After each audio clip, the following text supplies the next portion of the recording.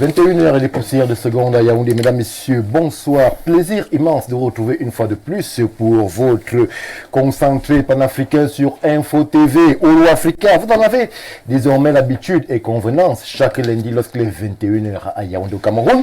Nous épiloguons sur des problématiques et thématiques ayant un lien fort et avéré avec le continent africain. Ce soir, nous épiloguons sur la gouvernance d'un pays. Nous parlons là du Cameroun. Nous parlons là justement de ce parcours du Cameroun vers l'émergence avec pour axe majeur ce qu'on va sectionner comme le septennat des grandes opportunités. 6 novembre 2018, engagement pris par le président Paul Biya lors justement de sa prestation de serment pour une nouvelle vision pour son pays, le Cameroun. On essaye de faire ce soir le bilan de ce septennat des grandes opportunités alors que nous sommes à l'aune d'une autre élection présidentielle. Grandes opportunités, une réussite, un échec, un bilan à mi-parcours. Et certainement, un fin de parcours sera fait sur ce plateau de Olo Africa. Une fois que je l'ai dit, mesdames, messieurs, permettez-moi de prendre déjà un verre d'eau en régie et de revenir tout de suite après pour la présentation de ceux-là déjà en plateau qui nous accompagnent ce soir.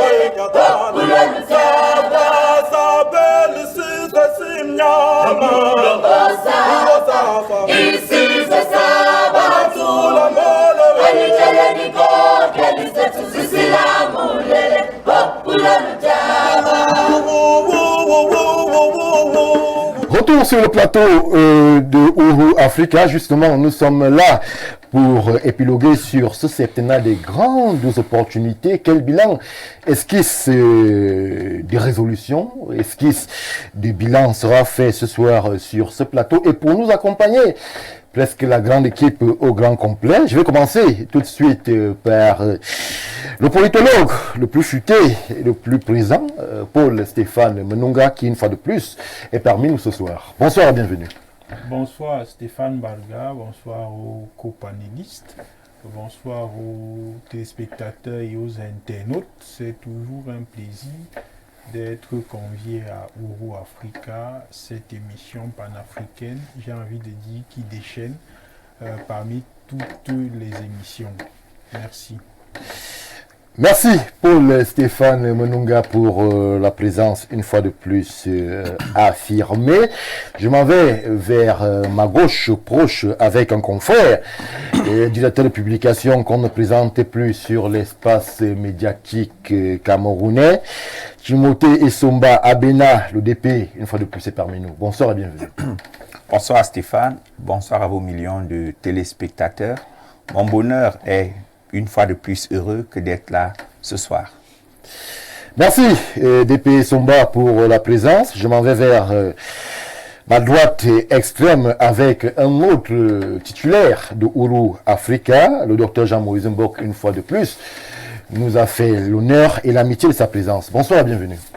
Bonsoir Stéphane, bonsoir à mes co-panélistes, bonsoir à nos téléspectateurs ici et ailleurs, et vivement que l'émission aujourd'hui soit belle, soit édifiante, et que les Camerounais de tous bords puissent non seulement tirer des leçons ou des informations, mais aussi participer à l'émission, parce que c'est le partage. Nous n'avons pas la science infuse, nous allons donner les éléments que nous avons. Certainement un téléspectateur aura d'autres éléments à donner, vraiment que ce soit participatif et que nous puissions tous gagner dans le grand 237. Merci Jean-Moïse Mbok. Je poursuis l'exercice de présentation avec un autre acteur qui nous vient de la classe politique camerounaise, et autrefois présent dans les amphis, peut-être même encore il nous le dira. Le professeur Jimmy Yap nous vient cette fois-ci en tant que secrétaire général du MLDC. Bonsoir LG, bienvenue. Bonsoir Stéphane, et c'est toujours un grand plaisir de revenir sur ton plateau. Après un périple en Europe et en Afrique, où j'ai trouvé que mon pays est le dernier, presque le dernier, je suis très content de revenir et de rendre compte à ma base.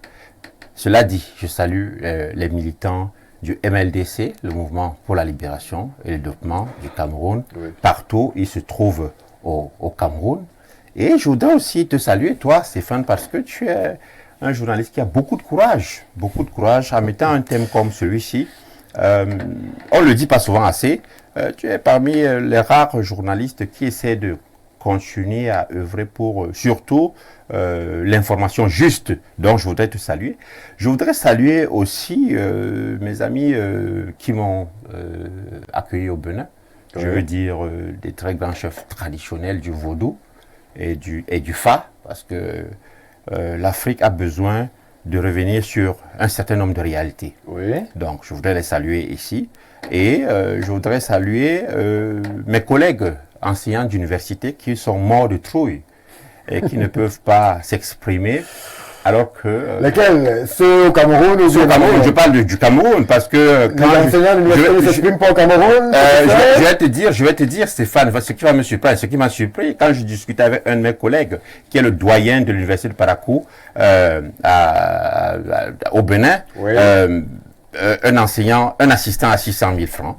un assistant au BENA 600 000 francs et un CC, un chargeur de cours à 1 200 000. Je suis tombé des nuits. Et je vais te rappeler encore une chose, Stéphane. Oui. J'ai fait 400 pour aller à l'université de Parakou. Tu pars de Cotonou à l'université de Parakou. Tu parcours au moins 400 km. J'ai parcouru 400 km sans un trou sur la chaussée. Donc, je voudrais dire merci au RDPC qui nous a toujours sous-développés. Et je pense qu'on va essayer de faire même mon rôle n'est pas de faire le bilan du RHI. Mon rôle est de montrer que le RDPC est dépassé. Le RDPC est incompétent. Non pas parce que Paul Biya l'est, parce que les cadres du RDPC sont des incompétents. Non seulement ils sont des incompétents, quand on trouve des gens compétents dans le RDPC, je vais te dire, ils sont mauvais. Et je vais te donner des... C'était que l'introduction, on vous disait bonsoir. Oui, bien sûr.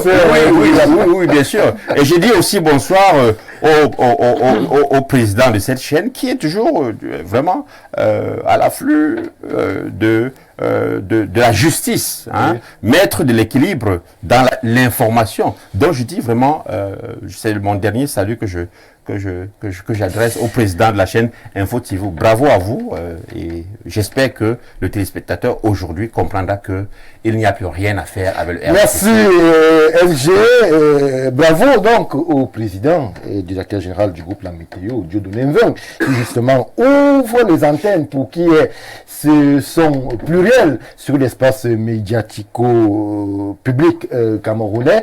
Alors, Paul-Stéphane Menunga, pour qu'on ne perde pas de temps, je précise que nous sommes toujours en attente du représentant du Rassemblement démocratique du peuple camerounais. Mais il y en a plusieurs là. Qui devrait être là, professeur Dimeya, permettez-moi de faire mon travail. Paul-Stéphane Menunga, je commence par vous. Alors, on a épilogué sur la longue aventure du Cameroun depuis 82 jusqu'à aujourd'hui.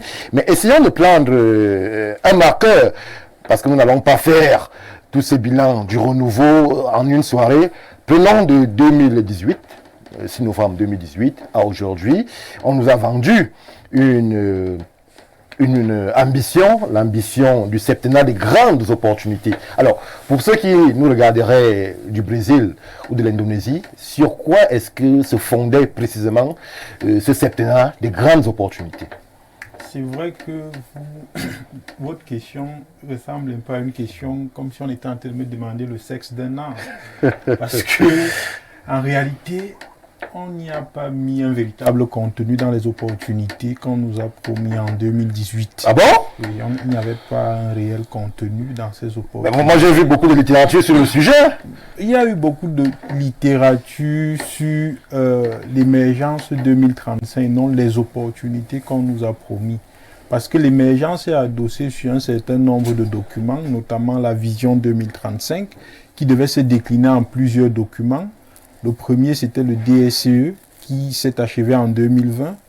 Et à la suite du DSE, on a conçu la stratégie nationale de développement, la SND 30. Oui. Et après la SND 30, il y aura certainement un autre document. Donc, il ne faut pas confondre ces documents avec les opportunités qu'on nous a promis. Et j'ai envie de dire que quand vous analysez les opportunités qui nous ont été promises en 2018, en réalité, tout ça rentre dans les piliers du renouveau.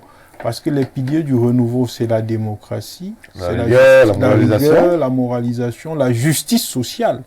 Et quand on rentre dans la justice sociale, en réalité, ce sont ces opportunités de base qu'on attend. Ça veut dire l'emploi, la répartition équitable des richesses et de la croissance du pays, l'amélioration des conditions de vie, l'amélioration du pouvoir d'achat, l'amélioration même du système de santé et du système éducatif. Voilà ce qu'on met dans la justice sociale. Oui. Mais on se rend compte qu'à la réalité, la justice sociale de 2018, s'il faut faire un bilan, jusqu'en 2024, je crois que nous sommes en 2024, n'a pas véritablement changé parce que depuis un moment, on va d'inflation en inflation. Oui. Le panier de la ménagère connaît de véritables problèmes.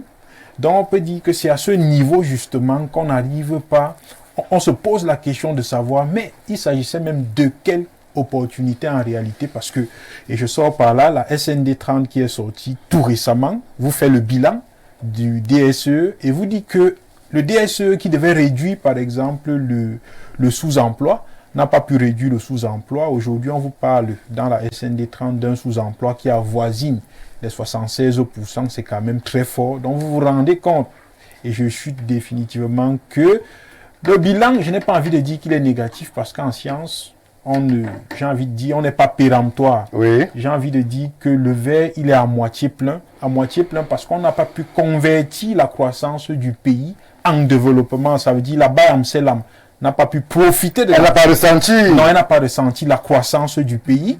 L'enseignant de l'école primaire n'a pas ressenti la croissance du pays. Ma mère, qui est une veuve et pensionnaire, n'a pas ressenti la croissance du pays. Le journaliste même n'a pas ressenti la croissance du pays. C'est donc à ce niveau qu'on pourrait dire que le verre est à moitié plein en ce qui concerne les promesses qui ont été faites par le président de la République le 6 novembre 1982. Merci Paul Stéphane Menunga, Timothée Essomba Abena. Les questions sont importantes. Les Camerounais s'interrogent. On est parti de concept en concept. Le dernier qui a été vendu au peuple camerounais, c'est une des grandes opportunités en 2018. On a essayé justement de tracer des marqueurs. On parlait de la crise dans nos eaux. On a parlé d'un plan d'industrialisation en mettant le doigt sur l'import-export. On a l'import-substitution. On a essayé aussi avec les aspects liés à la gouvernance. Il y avait ces Covid-Gate, ces Can-Gate qui étaient là. Est-ce qu'aujourd'hui, nous sommes en 2024, à l'orée d'une autre présidentielle, est-ce que vous avez l'impression que le cahier des charges qui a été mis ou alors souhaité par le chef de l'État est parvenu à être plus ou moins accompli? Il faut toujours garder à l'esprit que lorsqu'on parle de bilan, c'est un rapport sur les actifs, un rapport sur les passifs, en tenant toujours en compte le contexte, la conjoncture, les adjuvants, les opposants, parfois artificiels, parfois naturels, Oui. parfois exogènes, qui viennent entraver la bonne marche du plan initial.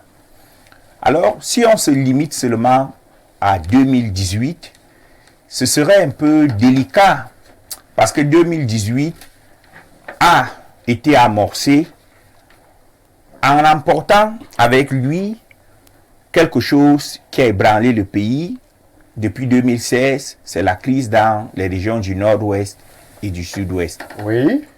Ce qui nous a fragilisé en termes d'opportunités économiques avec notre premier partenaire économique qui est le Nigeria. Et tout de suite après, en 2020, on a eu la pandémie mondiale, la Covid, qui a encore fragilisé, là, c'est toutes les économies du monde. Donc, s'il faut juste faire un bilan du septennat de 2018, il y a de fortes chances que l'on ne restitue pas aux Camerounais la vérité. Oui. Moi, pour parler du renouveau, qui est quarantenaire, avec un chef d'État qui est presque centenaire, si vous me permettez de rallonger, je devrais davantage l'aborder sous le prisme de l'héritage. Parce que lorsque vous avez... Là où vous projetez dans l'après, l'héritage, alors que le président est encore aux affaires, comment est-ce que vous parvenez à faire cet exercice-là? J'y venais justement, Stéphane. Non, je ne suis pas futurologue. Lorsque vous avez un chef de l'État qui a 92 ans, après 40 ans de règne, il n'est pas mauvais de commencer à songer à ce qu'il va laisser, à l'héritage. Quel Cameroun le chef de l'État va-t-il nous laisser? Même si il est encore élu en 2025 pour un nouveau septennat, n'en demeure que, connaissant l'espérance de vie mondiale, je ne pense pas, sans lui souhaiter de partir tôt, qu'on aura un chef d'État à 120 ans ou 130 ans au pouvoir. Ce qui est sûr, avec le président Paul Biya, nous sommes déjà dans l'axe de l'inéluctabilité naturelle. Il est donc bon pour nous, la nouvelle génération, de commencer à penser à qu'est-ce qui nous a laissé. Un tout petit peu pressé? Non, je ne suis pas pressé. Vous vous projetez sur... C'est justement le fait de continuer d'entretenir un tabou autour de ces questions qui fait que certains se complaisent dans les situations parfois agréables pour dire on attend. Non, on n'attend pas. Il faut être avant-gardiste. Il faut anticiper. Et pour commencer à anticiper, il faut se dire qu'est-ce que le président Paul Biya a bâti pour le Cameroun? Et qu'est-ce qu'il a bâti? Et justement, quand je me pose donc la question, qu'est-ce que le président Paul Biya a bâti? Je vais me livrer un petit exercice plus difficile de prendre secteur par secteur. Si on va commencer avec 3 secteurs, je vous d'accord 3 secteurs, pour qu'on vous ne fassiez pas un monologue. D'accord. Le premier secteur que je vais prendre là maintenant, c'est le secteur de la santé. Oui. En 42 ans, le renouveau a réussi à doter chaque région de au moins 2 grands centres de santé, hôpital de référence et les hôpitaux régionaux. Chaque région en compte 2, un hôpital de référence et un hôpital régional. Aujourd'hui, en l'an 2000 aussi, ça vous parle? Pardon? Santé pour tous en l'an 2000. Oui, Santé pour tous en l'an 2000 qui est aujourd'hui implémenté avec la couverture santé universelle. Donc le premier palier vient de soulager un pan important de la population, notamment les hémodialysés, qui sont partis d'une facture de 500 000 francs l'année pour les besoins de dialyse, à aujourd'hui débourser juste 15 000 francs par an. Donc, pour voir, il y a la consultation gratuite pour les soins de certaines maladies, et les enfants de moins de 5 ans et les femmes enceintes. Ça, ce sont des faits. Si je prends maintenant le volet universitaire, nous sommes partis d'un Cameroun avec 2 universités, je peux même dire Yaoundé 1, un Cameroun aujourd'hui avec 11 universités. L'université, c'est la quête du savoir. Le savoir qui nous positionne sur le marché de l'emploi, le marché de l'excellence. Quoi de mieux que l'instruction et l'éducation pour vous positionner sur le chemin des opportunités? Et sur ce plan, Timothée Somba, qu'est-ce que valent les universités camerounaises à l'échelon africain? Prenons d'abord l'échelon africain. Il y a une université camerounaise parmi les 10 premières universités en Afrique. Oui. L'université de Yaoundé 1. Mensonge. Figure. Il faut quand même. S'il vous plaît. Mensonge. S'il vous plaît. Mensonge. Je m'arrête là. C'est archi faux. Permettons à M. Somba de poursuivre. Menteur. Ça, c'est le mensonge. S'il vous plaît. Je suis quand même universitaire. L'université de Yaoundé 1 ne figure pas parmi les 10 premières d'Afrique. Mais il y a aucune université camerounaise parmi les 10 premières d'Afrique. Ce type de classement est biaisé d'avance. Parce que l'on ne peut comparer que des choses d'égale valeur. Vous ne pouvez donc pas comparer les universités africaines alors que les pays africains ne se valent pas. Si on décide de comparer les universités, il faut comparer les universités des pays qui ont le même PIB. Par exemple, les pays qui ont sensiblement le même budget. Si on décide donc de comparer de la sorte, revenons dans la sous-région. En termes d'universités dans la sous-région, les universités camerounaises sont les premières. Ce n'est pas petit, Stéphane. C'est vérifiable. On est d'accord sur cet aspect. Ça veut dire que lorsque le Congo et le Cameroun construisent l'université inter-État à Saint-Mélima, donc le Congo est fou de venir pactiser avec le Cameroun pour construire une université axée sur les emplois du numérique. Donc, tout à l'heure, quand je parlais d'héritage, c'était en termes de cela. Le président de la République, son Excellence Paul Biya, a balisé la voie. S'il brigue un second, un énième mandat, il pourra aller plus loin. Mais s'il advenait à ne pas briguer ce mandat, il reviendra à notre génération qui certainement prendrait les rênes de donner plus de substance, plus de contenu à tout ce qu'il a déjà construit. Parce que on ne peut pas minorer ou ignorer tous les chocs endogènes et exogènes qui ont entravé la bonne marche. Il y en a eu beaucoup. Il y en a eu beaucoup de tout son magistère. Et je dis, à partir de cet instant, on interroge donc l'exploitation industrielle. Nous vivons tous la floraison de barrages qui sont construits. Natigal est passé à 120 MW avant-hier. Pour quel résultat? Stéphane. Parce que là, on s'adresse aussi à un public non averti qui ne peut mesurer l'impact de ces barrages qu'avec le courant, l'électricité simple. Non, on ne mesure pas l'impact d'un barrage à partir, à partir du courant domestique. Surtout dans un contexte comme le nôtre où il y a 3 acteurs qui interviennent. Il y a la production de l'énergie, il y a le transport de l'énergie et il y a la commercialisation, domestication de l'énergie qui ne sont pas assurés par les mêmes acteurs. Il y a un passif à gérer en matière d'énergie, c'est-à-dire la réforme ou la rénovation du réseau. Ça doit être fait. Il faut le dire. Alors, le 3e pilier qui est l'industrialisation repose sur l'autosuffisance énergétique. Et on ne peut atteindre l'autosuffisance énergétique qu'avec des barrages qui sont en cours de construction pour certains, achevés pour d'autres. L'Ompanga est prêt aujourd'hui. La région de l'Est, par exemple, n'a plus de problème de délestage, n'a plus de problème de lumière. Ils sont même en surfourniture de l'offre énergétique. C'est vérifiable. Natigal est passé à 120 MW hier. C'est un point. Kikot sera lancé dès le mois de janvier avec 400 MW. On pourra même exporter au Tchad et le contrat a déjà été signé avec le gouvernement tchadien qui fait partie des financiers de ce projet. À partir de là, c'est ce qui a donc fait que Prométal et Alucam signent un accord la semaine dernière pour construire une usine de transformation d'aluminium au Cameroun d'une valeur de 88 milliards. Pour quel but? Lorsque Prométal,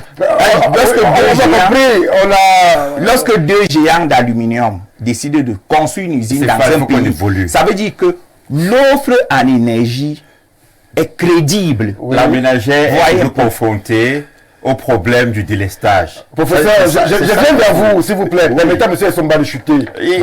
Ça veut dire que l'offre en énergie est crédible. Et c'est donc un pilier important à mettre à l'actif des grandes opportunités qu'on a évoquées tout à l'heure.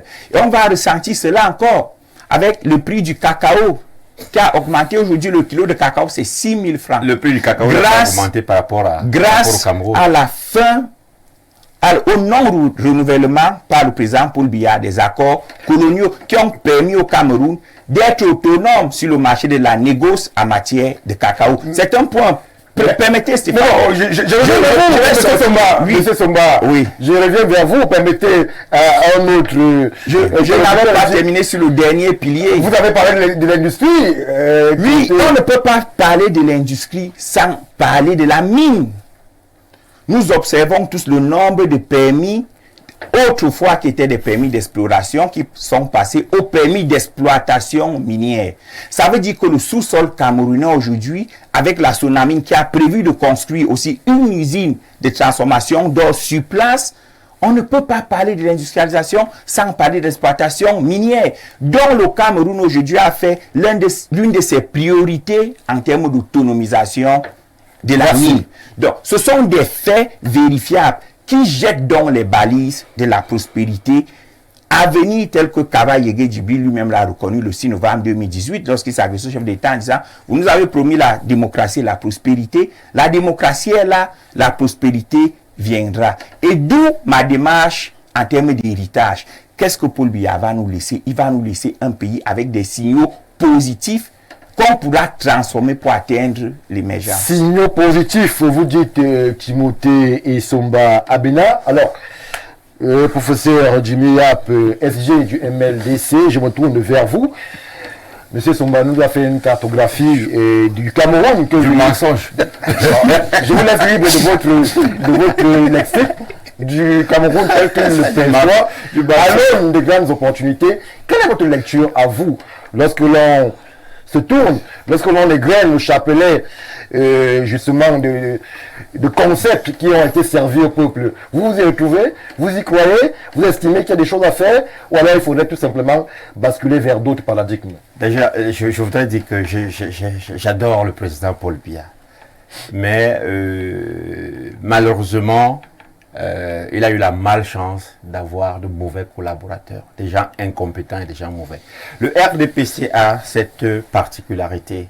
J'ai sillonné l'Afrique, sérieusement. Le RDPC a cette particularité, c'est qu'il a formé de mauvais jeunes, des gars malhonnêtes. Oui, et menteurs. Non, il n'est pas sur le plateau encore. Il est sur le plateau, il le voit là à côté de moi. Non, je son journaliste. Il a parlé là, Stéphane, il a parlé là, tu ne l'as pas interrompu. Laisse-moi parler, s'il te plaît. S'il te plaît. Je vais te donner la preuve qu'il a menti. Quand j'ai dit qu'il a menti, il a rectifié. C'est comme ça. Il dit ceci, que l'université de Yaoundé, est parmi les 10 universités en Afrique. Je lui dis mensonge. Je ne l'ai pas dit. On peut faire le rewind. Oui. On peut le faire le rewind. Je réponds. Voilà le genre. Allez-y, Voilà le genre de jeunes que le RDPC a formé. Mauvais, incompétent, menteur. C'est-à-dire que. C'est grave ce que vous dites. Non, c'est pas grave. Non, c'est grave. Voilà la réalité. Je vais le démontrer autour, pendant toute cette émission. Hein, ils vont mentir et mentir et mentir aux Camerounais. Maintenant, pour mettre un peu. Parce que moi, je ne suis pas là pour faire le bilan du RDPC. Parce que je considère que le bilan du RDPC est. Le RDPC du passé. Maintenant, je vais te dire quelque chose.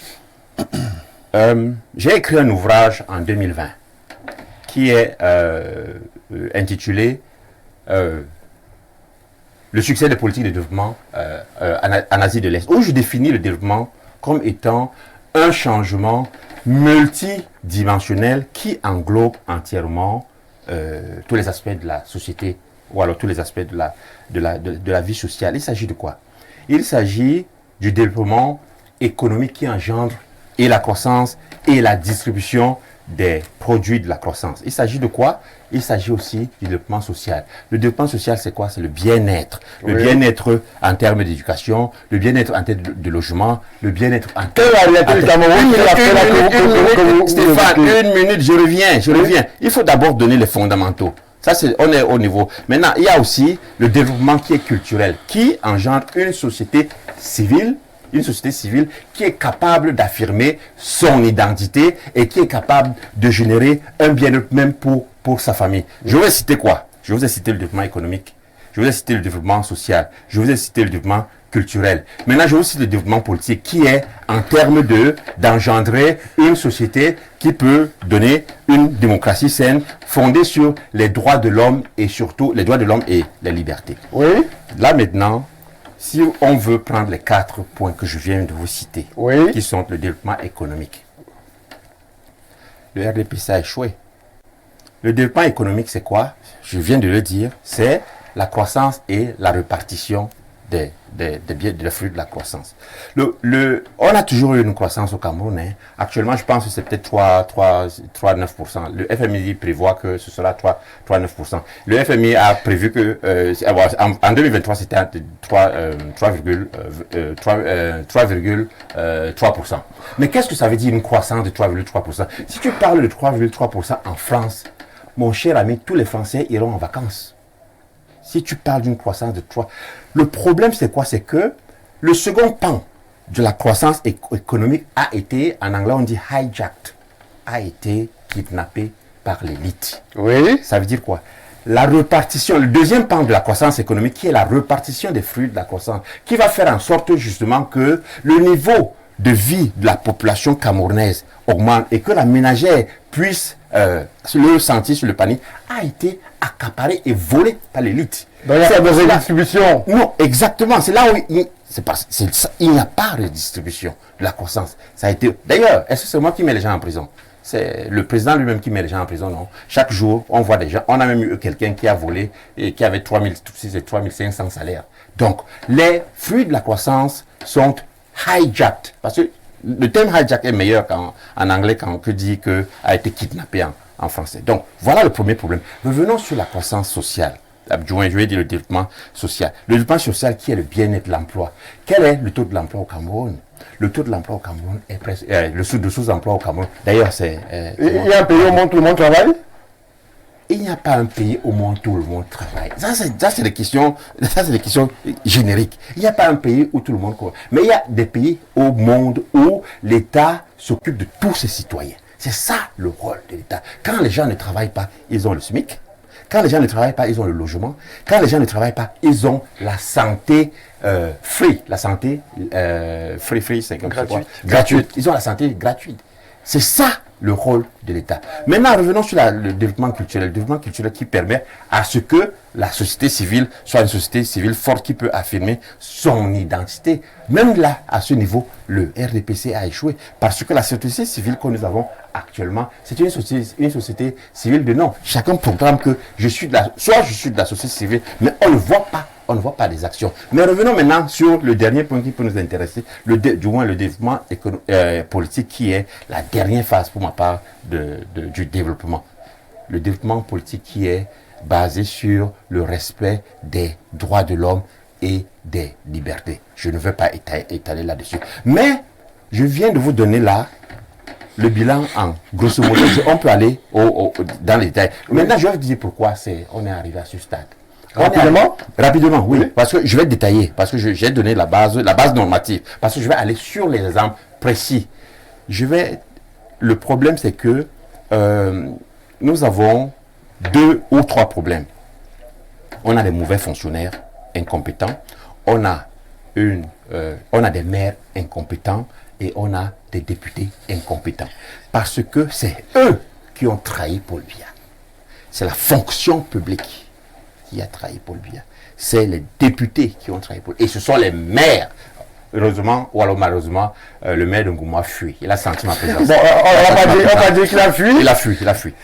Il a senti qu'il ne peut pas. Il n'y a pas de bilan à soutenir. Il y a à dépasser maintenant. Parce que le président Paul Biya, moi je reconnais le mérite du président Paul Biya, qui est celui-ci.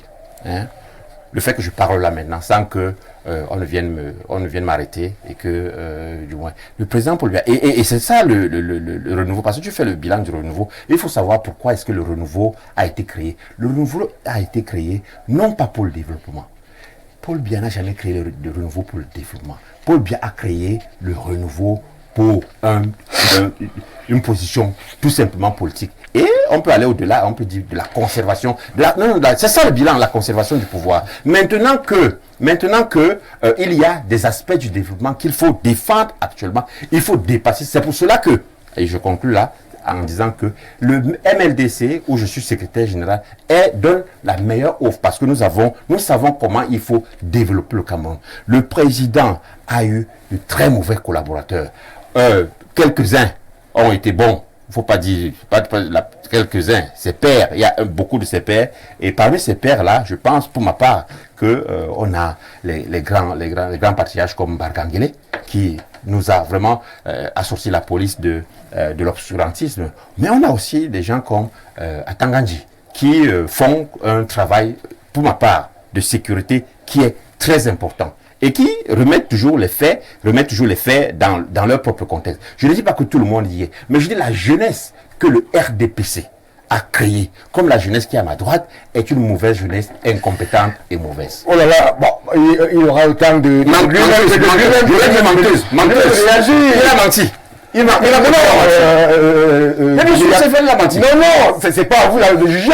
J'ai pas jugé, il a menti. Non, les téléspectateurs vont juger. Permettez. Justement, vous avez évoqué la responsabilité du dirigeant, la responsabilité de l'exécutif. Si nous sommes en harmonie avec notre réalisation, nous allons prendre un coup exprès d'un leader qui se pose des questions quant à la capacité et surtout à la responsabilité lorsqu'on est en justement situation de responsabilité. Prenons ce coup exprès et revenons tout de suite après.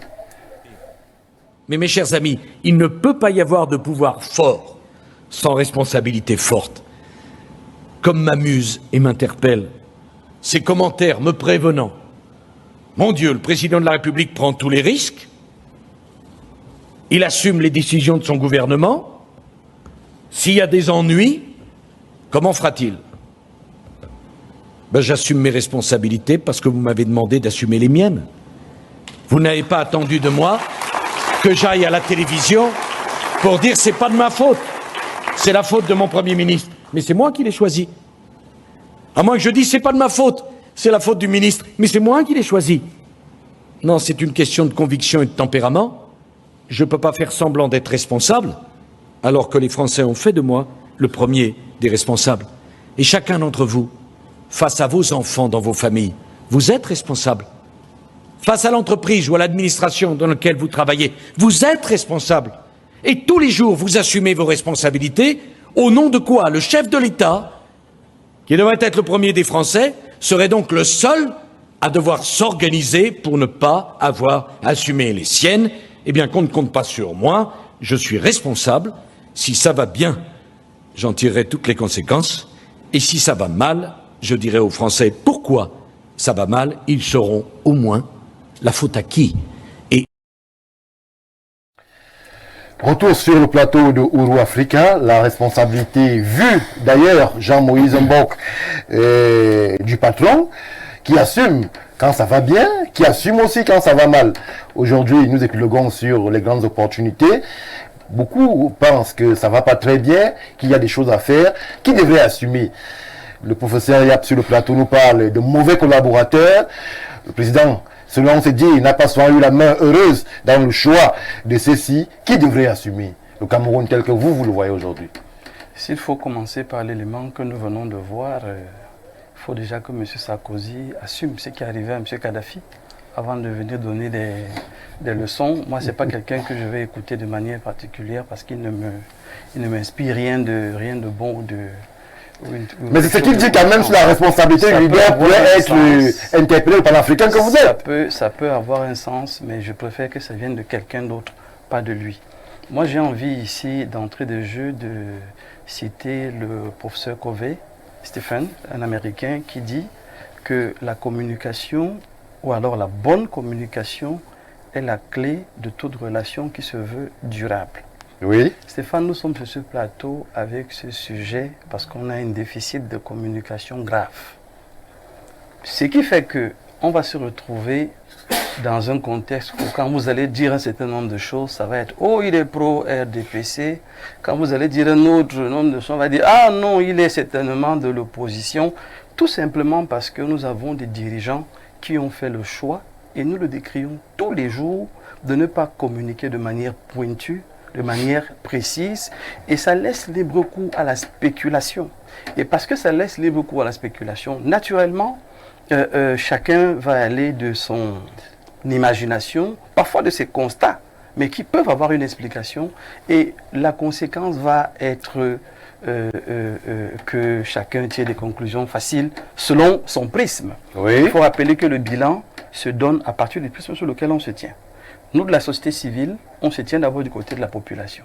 S'il faut voir le bilan dans ce sens-là, Menonga l'a dit. Sur les questions sociales, Menonga l'a dit, les populations ne ressentent rien en termes d'impact. Et là, tout de suite, on va dire qu'il y a un problème.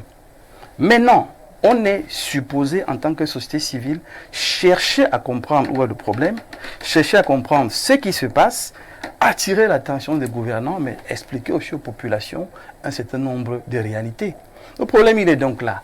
C'est que quand il n'y a pas de communication qui nourrit la société civile et que parfois vous allez chercher des informations, ça semble un peu biaisé quand vous allez parler à Mondo Vision parce qu'en fait, venir faire le bilan ici du RDPC, par exemple, n'étant pas du RDPC, n'étant pas communicant du RDPC, n'étant pas mandaté par le RDPC et n'ayant même pas eu parfois une communication officielle du RDPC, tout de suite votre point de vue, votre avis va être pris d'une certaine façon. Pour revenir à votre question, naturellement, moi je l'ai toujours dit, je suis ceux qui pensent que c'est M. Biya qu'on a voté, c'est lui qui est le chef de l'État et toutes les responsabilités lui incombent.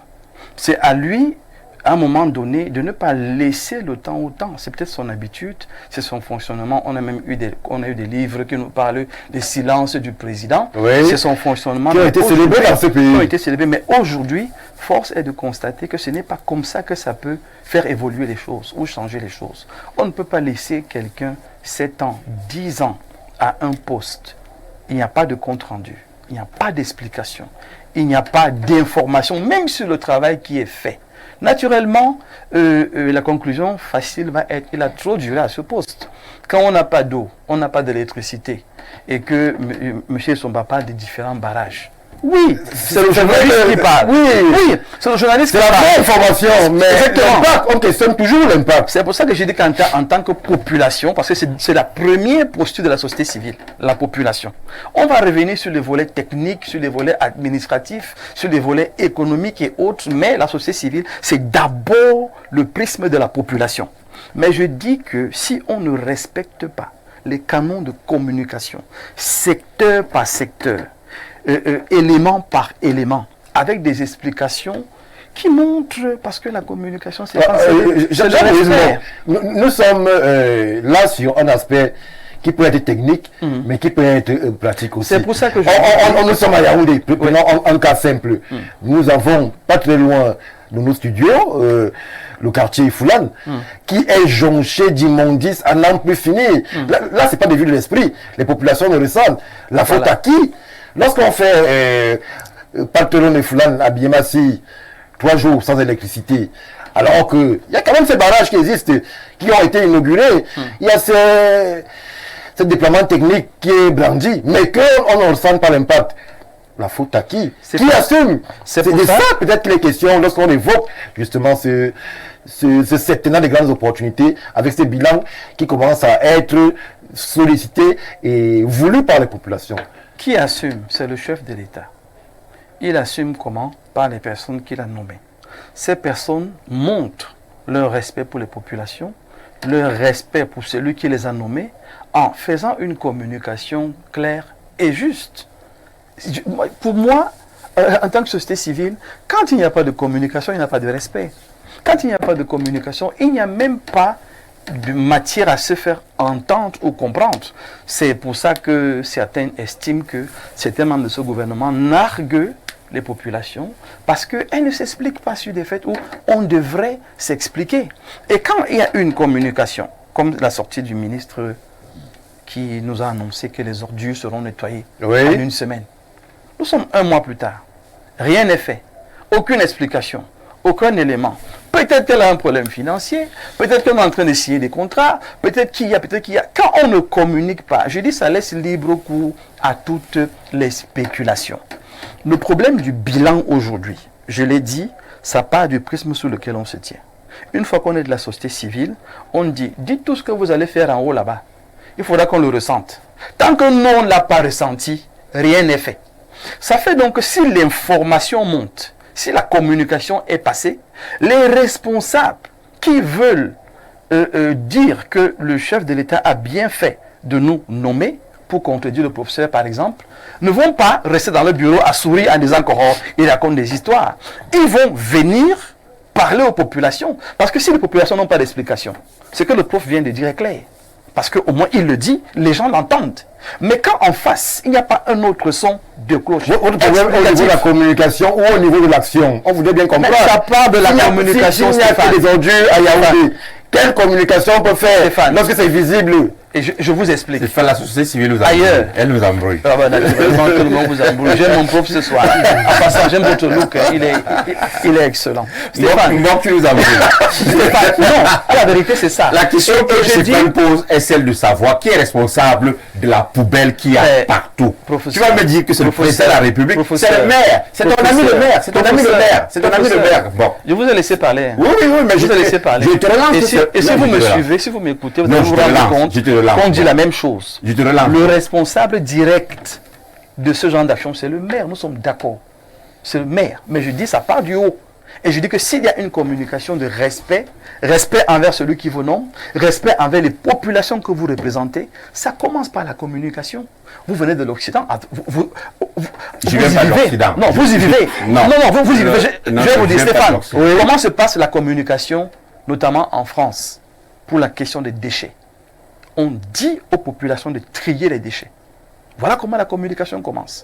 Vous n'allez pas trouver une poubelle chez les Blancs où tout est mélangé, tous azimuts. Non. On travaille chaque jour à repartir les déchets, les recyclables et les non recyclables. Oui. Voilà comment la communication commence. Une fois que les populations sont informées de cela, le traitement même est différent. Ça fait que quand il faut enlever les ordures, l'urgence va être les ordures ménagères. On est bien là, lorsque nous on regarde les Foulane où nous sommes. Non, on a une question qu'on a été abandonnée. S'il vous plaît, non, posez la question pour écouter ce que j'ai dit. Que les populations auxquelles on parle nous écoutent aussi. Je dis il faut éduquer les populations déjà dans la conservation des déchets. Il faut déjà enlever que ce soit divisé. Monsieur le il faut d'abord enlever les on arrive ordures là-bas. Moi, je parle de la communication. Et en tant que société civile, je ne cherche pas. Je vous l'ai toujours dit, hein, je ne suis pas pour le parti, je ne suis pas pour l'opposition, je suis pour les populations. Le jour où vous faites bien, je vous dis que vous faites bien. Le jour où le parti fait bien, RDPC, je dis qu'ils font bien. Je dis ici, Nous sommes en train de parler des premières personnes qui sont des personnes qui sont, mais naturellement, il n'est pas un problème de communication. Je dis donc il est question pour que l'action publique fasse son action, enlève ces poubelles au départ. Et quand on a enlevé ces poubelles au départ, on peut maintenant mettre les campagnes de communication. Actuellement, le choléra, c'est votre avis. Les maladies, ça c'est votre avis. Et moi je dis non. C'est votre avis. C'est pour ça qu'il faut laisser les autres continuer. Ça c'est votre avis. Les ordures ménagères, c'est de l'engrais, Stéphane. Oui, c'est non, mais non. C'est l'exemple que vous avez pris. Je vous réponds par rapport à cet exemple. Je dis donc qu'on ne réinvente pas la roue. Nous ne nous comportons pas comme des gens qui vivent dans un espace qui est hors de la terre. Non, on peut copier les exemples d'ailleurs. Et ailleurs, le traitement des déchets se fait de manière voulue, avec la participation des populations. C'est ce que je suis en train de dire. Maintenant, vous cherchez qui est responsable. Ce n'est pas un débat. C'est les maires qui sont responsables. C'est le chef de l'État qui a nommé ses ministres et les populations ont élu ses maires, ainsi de suite. Mais je dis que dans la réalité de la relation du Cameroun aujourd'hui, s'il n'y a pas une communication de respect, on ne saura même pas adresser les questions où l'État a besoin des populations. Parce que l'État ne gère pas le pays tout seul. L'État a besoin aussi des populations à un moment donné pour qu'il y ait une communication et une convergence. Ce qui dit donc que on parle de responsables, c'est le chef de l'État. On parle des problèmes réels qui sont là aujourd'hui. Je suis d'accord qu'il faut d'abord résoudre le problème, c'est-à-dire enlever les déchets, mais on le dit depuis combien de temps? Maintenant que ça ne se fait pas, on va rester là à croiser les bras, à crier et à pleurer. Je dis non.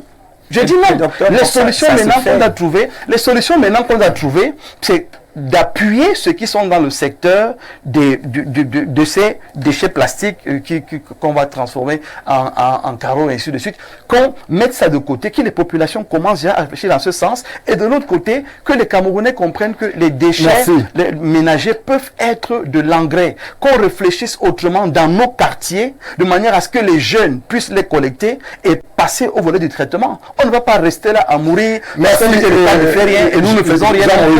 Merci. Paul Stéphane Malunga, je me tourne vers vous. Alors, justement, cette des grandes opportunités a été aussi inscrit dans une meilleure approche en termes de justice sociale, mais justice aussi. On voudrait justement que ceux-là qui parfois sont amusés avec la fortune publique puissent se rendre compte. On a l'impression que on assiste plutôt à au détournement. Il ne se passe plus de jours sans qu'on apprenne qu'un responsable aurait été épinglé pour X ou Y raison. Est-ce qu'à ce niveau-là, on ne peut pas dire qu'il y a eu un acte manqué entre le discours, la volonté présidentielle et l'action sur le terrain? Oui, lors de mon premier jet, je vous ai dit que le verre était à moitié plein. Ça veut dire donc que les manquements de la justice font partie des éléments qui font que le verre ne soit pas plein. Parce qu'il faut quand même être vrai quand on veut faire un bilan. Et en faisant un bilan, on ne va pas tout noircir, on ne va pas tout blanchir, on va dire ce qui est vrai. Oui. Et quand vous prenez les rapports de la CONAC, j'ai envie de vous dire que la justice, et là c'est la CONAC qui parle, ce n'est même pas Menunga, la justice a toujours été parmi les meilleurs élèves en termes de corruption au Cameroun. Tout à fait. La justice a toujours été parmi les 5 premiers ou les 5 institutions les plus corrompues. Et ce qui me fascine dans le rapport de la CONAC, c'est que la CONAC fait ce qu'on appelle une enquête sociologique. Ça veut dire que ce sont les Camerounais même qui parlent au travers de la CONAC. La CONAC fait une enquête et pose la question des institutions qui sont les plus corrompues. Et en fonction des résultats, la CONAC publie le résultat. Ça veut dire que ce sont les Camerounais même qui disent que la justice est corrompue. Et j'aime bien cet auteur russe. On va m'excuser de citer cet auteur russe aujourd'hui, Dostoïevski. Il dit que dans un pays, quand la justice est corrompue, tout est permis. Et même dans la Bible, on vous dit que c'est la justice qui élève une nation. Ça veut dire que c'est la justice qui affaisse une nation. Pourquoi? Parce qu'en réalité, quand la justice n'est pas juste, elle rend l'injustice. Ça veut dire que le voleur peut venir, il vole votre téléphone, il va corrompre la justice et c'est vous le propriétaire du téléphone qu'on envoie en prison. C'est un peu ça le véritable problème du Cameroun aujourd'hui, c'est qu'en réalité, la justice ne fait pas le travail qu'elle doit faire. Alors, pour revenir au thème qui est affiché, on peut rentrer donc un peu plus loin en décembre 2018 avec le prototype, en fait, le concept de rigueur, moralisation, dans lequel, qui justement s'appuyait sur la justice à ce niveau-là. on peut penser qu'il y a eu des choses qui, forcément, n'ont pas été bien faites. Oui, le véritable problème du Cameroun, et ça il faut être vrai, c'est que le Cameroun est ce qu'on appelle techniquement en sciences politiques un État mou. Un État mou, c'est généralement un État qui a des lois et qui n'arrive pas à mettre ces lois en application. Prenons le cas par exemple déjà de la Constitution qui est la loi fondamentale. On n'arrive pas à appliquer l'article 66. Ça pose un problème fondamental. Prenons le cas de certaines lois même qui encadrent les détournements de fonds. Vous vous rendez compte qu'à la réalité, s'il faut appliquer ces lois, il y a beaucoup de personnes qui ne seraient pas libres. Prenons même le cas des rapports de la CONAC, parce que le rapport de la CONAC peut être considéré dans une certaine dimension comme une loi. C'est une institution que vous créez pour qu'elle fasse un travail. Et quand elle fait ce travail, pourquoi il dit qu'au presto, vous n'implémentez pas, ou vous ne mettez pas en œuvre, ou vous n'incitez pas la justice à mettre en application ce que le rapport de la CONAC dit. Il y a des noms que je ne vais pas citer ici, parce que moi j'ai travaillé sur la CONAC. Avant, la CONAC mettait les noms. Ça veut dire, si M. Menunga a détourné 500 millions, dans le rapport de la CONAC, on cite le nom de M. Menunga, et à la fin, on dit que ce monsieur doit être poursuivi. Il y a les noms des ministres qui sont en fonction dans les anciens rapports de la CONAC qu'on n'a jamais poursuivis. Mais ils donnent les leçons de morale aux Camerounais. C'est une vérité. C'est à cause d'eux qu'on a interdit à la CONAC dans ces nouveaux rapports de citer les noms. Maintenant, on dit Monsieur X, Y. On ne cite plus nommément, mais j'ai dit prenez les rapports de 2008, 2009, 2010, 2011, 2012. Vous allez voir les noms de certains ministres qui nous donnent des leçons de morale. Vous comprenez donc que c'est là où justement le renouveau a péché, parce que le véritable problème du renouveau, c'est que on a produit la croissance, comme le professeur a dit, mais on n'a pas pu la redistribuer à cause de quoi? De l'hypercorruption. L'hypercorruption a fait que la redistribution de la croissance reste entre les mains des 10% des Camerounais à qui on a délégué, ou alors on a donné la possibilité de pouvoir manager nos ressources. Ouais. Ça reste donc entre leurs mains. Ça fait que là-bas, Amselam, quand tu lui dis que le Cameroun a un taux de croissance positif, ça ne passe pas bien dans sa tête parce que elle ne se reconnaît pas. Elle ne se reconnaît pas dans ça. Tu vas voir l'enseignant, il ne se reconnaît pas dans ça. Tu vas même voir l'instituteur, il ne se reconnaît pas dans ça. Tu vas voir le mototaximan, il ne se reconnaît pas. Mais tu lui dis que non, il y a une croissance au Cameroun. Mais pourquoi? Parce que justement, la corruption fait que la croissance ne soit pas redistribuée. Je suis d'accord que le président a posé ou a voulu poser certains jalons pour l'émergence, parce que l'émergence repose en réalité, ou le développement, vous pouvez appeler émergence, développement comme vous voulez, ça repose justement sur des projets énergétiques. Mais j'ai envie de dire qu'en même temps, on a posé les jalons, mais en même temps, on doit questionner l'impact de ces différents projets. Parce qu'aujourd'hui, quand même, on a dépensé beaucoup de milliards. Je dis bien beaucoup de milliards pour ces barrages. Ça veut dire quand même qu'on s'attendait quand même qu'en 2024, il y a certains problèmes basiques. Même comme sur le plateau, on nous fait comprendre que ce n'est pas forcément lié. Il y a un barrage. Ce n'est pas automatique. C'est pas automatique. Non, moi, je ne suis pas très d'accord avec le DP parce que, et là, je veux un peu convoquer les différentes boussoles de l'émergence. Allez-y. Par exemple, il y a certains barrages aujourd'hui qui sont encore en construction, qui devaient être parachevés dans le DSE. Ça pose déjà un problème fondamental, même sur le plan économique. Ça veut dire que quoi? Vous prenez un prêt d'argent et vous êtes censé faire un investissement qui va vous permettre de rembourser le prêt d'argent. Sauf que l'investissement n'est pas achevé, mais vous vous retrouvez encore en train de faire un autre prêt d'argent.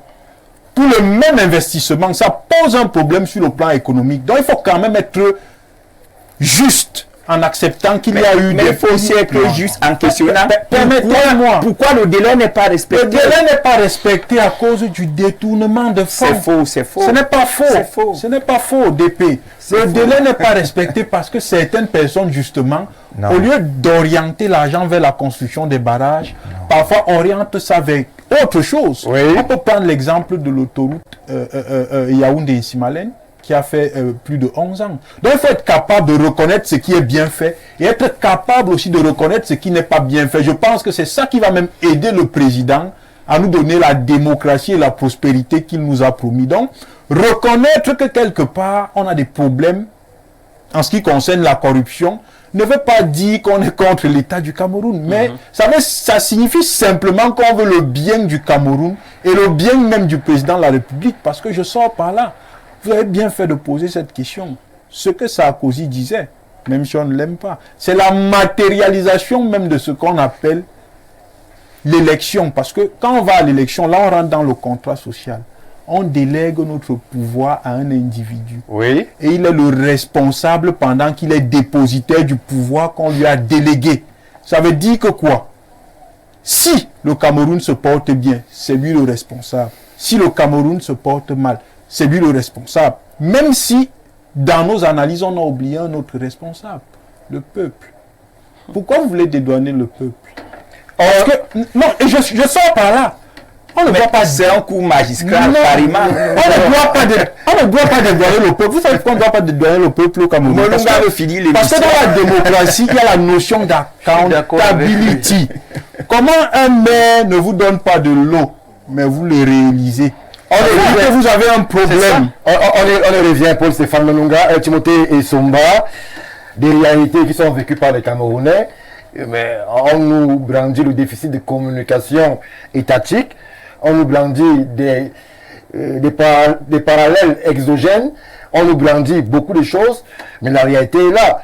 À chaque fois qu'il y a eu une ambition, grandes réalisations, grandes opportunités, aujourd'hui, on s'interroge des concepts, mais rien dans le panier de la ménagère. Pourquoi cette dichotomie entre l'ambition et la réalité pratique?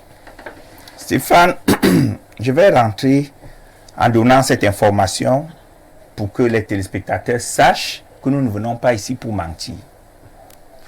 Ce qui est bien, c'est que nous sommes un plateau de scientifiques. Oui. Le moins nanti sur ce plateau a fait une école doctorale.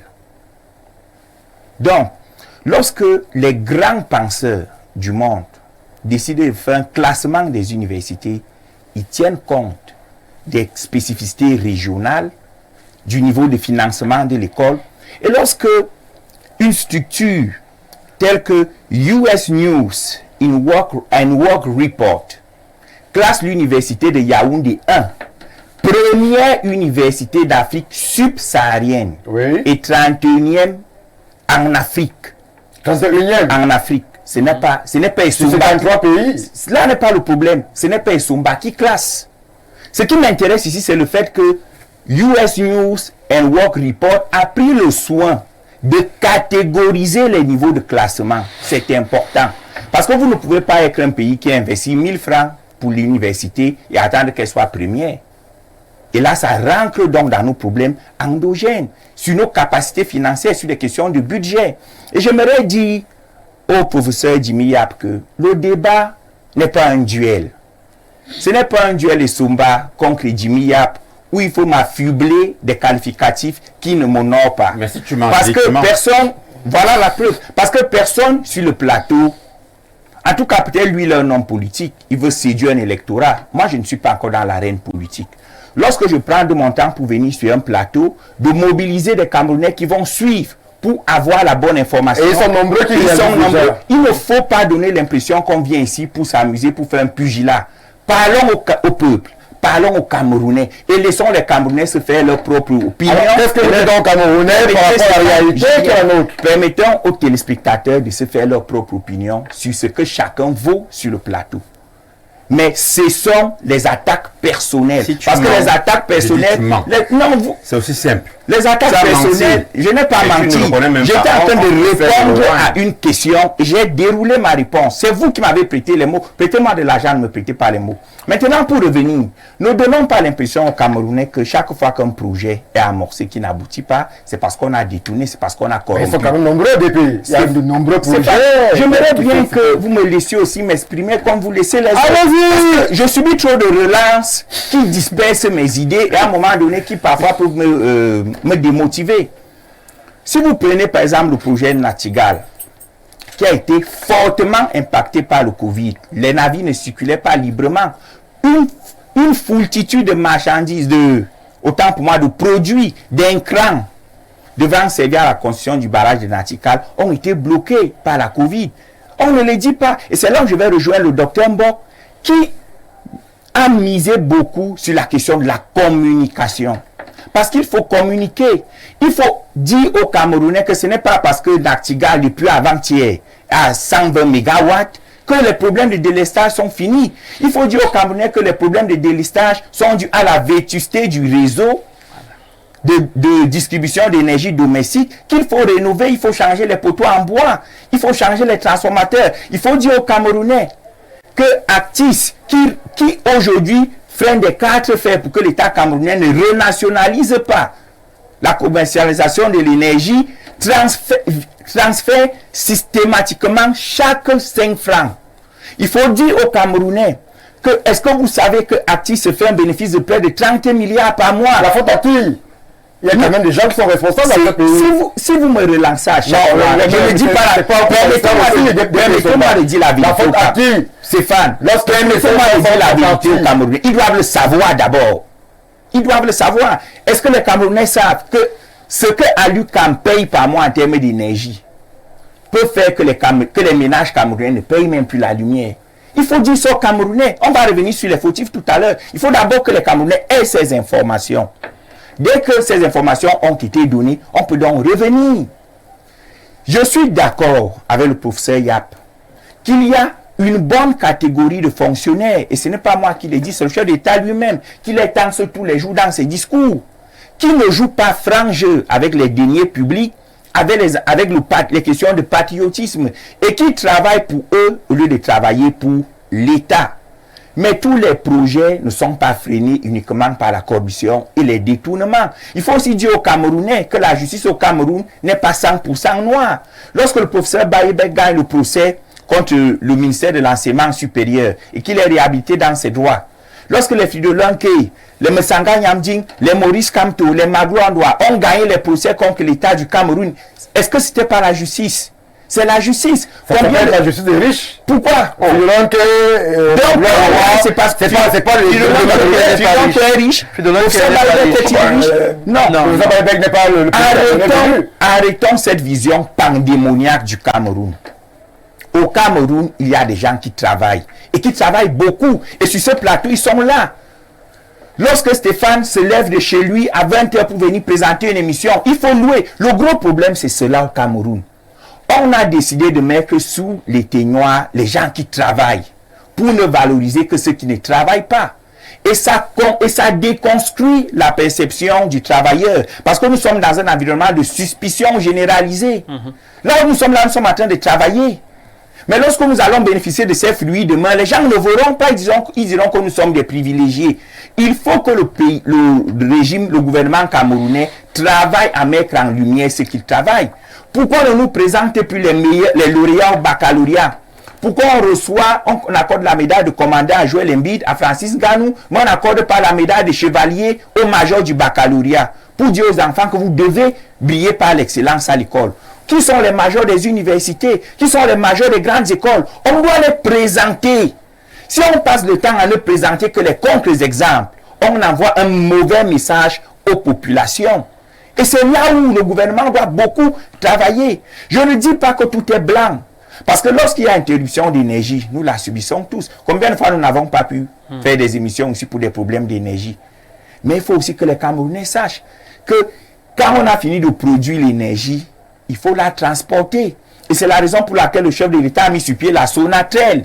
Mais là, je vais faire un process que je n'aime pas faire. Parce que moi, je n'aime pas jouer les inquisiteurs ou les réquisiteurs. Oui. Distribuer les bons points et les mauvais points. Mais je suis chaque fois outré lorsque le directeur, le top management de la Sonatrel annonce avoir fait des bénéfices. Parce que si la Sonatrel, elle, fait des bénéfices, c'est que ceux qui la gèrent n'ont pas compris leur rôle. La Sonatrel devrait être déficitaire et nous dit, tout l'argent que j'ai eu, j'ai acheté les transformateurs. Lorsque la Sonatrel ose déclarer des bénéfices, il y a problème. Ce qui est sûr, c'est que le DP, on l'a vérifié dans... Elle déclare des bénéfices chaque fois alors que les populations ont besoin des transformateurs. Aujourd'hui, la Sonatrel est dans un combat contre Eneo sur la distribution de l'énergie de la haute tension. Donc, on vous a créé pour transporter l'électricité, mais parce que vous transformez l'électricité à haute tension, vous décidez que vous devez la commercialiser. Les Camerounais doivent savoir cela. Merci. Donc, je suis d'accord avec le professeur sur cet aspect. Il y a des fonctionnaires qui n'ont pas compris leur rôle. Et c'est là où j'interpelle donc à mettre en lumière les méritants. Parce qu'au Cameroun, il y a des gens qui sont hyper compétents. Mais quelle est la qualité de notre ascenseur social? Comment fait-on pour être nommé à tel poste? Comment fait-on pour réussir un concours dans une grande école? On commence donc à convoquer les fautifs et on va les trouver à partir de là. Parce que lorsque quelqu'un a, par exemple, je vais laisser les universités, je sors par là. Oui. Lorsque on a une ressource humaine dans laquelle il y a beaucoup de personnes antipatriotes qui n'ont pas de vocation et de brebis galeuses, on se retrouve donc avec une société qui va produire les métastases et où la malgouvernance sera endémique. Lorsqu'on donne la médaille de commandeur à Joël Embiid, c'est un bon message. Mais il y a les Joël Embiid dans tous les domaines. Et dans le journalisme, pourquoi vous ne recevez pas la médaille de chevalier?